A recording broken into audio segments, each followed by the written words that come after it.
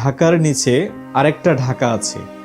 আমাদের এই রাজধানী ঢাকা ঘুমায় না, আমরা জানি, কিন্তু ঢাকা যে কখনো জাগেই না সেটা আমরা দেখি না। এই শহরের নিচে আরেকটা ঢাকা আছে। এখানে বিলবোর্ড নেই, শপিং মল নেই, এসিও নেই। এখানে শীত সরাসরি শরীরে লাগে। আমরা যখন বলি এই শীতে ঘুম আসছে না, তারা তখন আগুন খুঁজে এক টুকরো উষ্ণতার জন্য।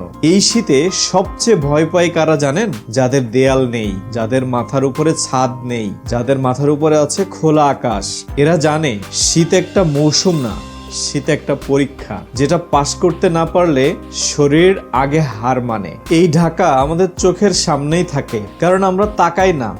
দেখলে হয়তো বুঝে যেতাম এই শহর থেকেও জীবন কত আলাদা হতে পারে। এদের কারোর অভিযোগ নেই, কারণ অভিযোগ করলে শীত কমবে না, শুধু রাতটা আর একটু লম্বা হবে। আগামীকাল সকালে আপনি আবার আপনার ঢাকা দেখবেন, আর এই ঢাকা শীতের ভেতর থেকেই আরেকটা দিন শুরু করবে। আমাদের করণীয় কি?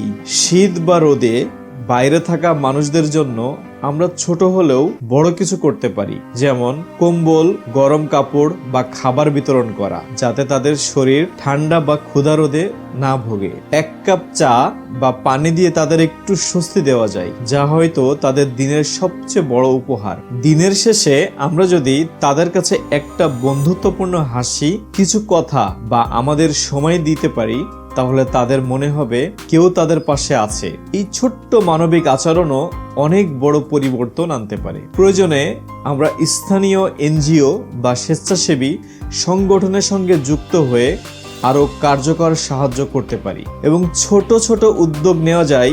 রাস্তার পাশে ছোট তাপ বা বিশ্রামের স্থান তৈরি করা, যেখানে তারা একটু বিশ্রাম নিতে পারবে বা ঠান্ডা থেকে বাঁচতে পারে। আমরা যদি সত্যিকারের সহানুভূতি দেখাই, তাদের পাশে দাঁড়াই, তাদের জন্য সময়, শক্তি বা সামান্য সহায়তা দিই, তাহলে তাদের দিন আলোকিত হবে। শীতের অমানবিক ঠান্ডা তাদের কাছে কম ভয়ঙ্কর মনে হবে। একটা ছোট্ট কাজ, একটা ছোট্ট সাহায্য কেউ ভাবেনি এমন সুখের আলো আনতে পারে। আগামীকাল সকালে আপনি যখন আবার আপনার ঢাকা দেখবেন, মনে রাখবেন এই শহরের নিচে শীতের ভিতরেও আর একটা ঢাকা নতুন দিনের সূচনা করছে। আমাদের সামান্য যন্ত্র, আমাদের মানবিকতা তাদের জীবনে বড় পরিবর্তন আনতে পারে। তাই আসুন এই মানবিকতার কাজে আমরা লিপ্ত হই এবং মানব সেবায় নিয়োজিত থাকি।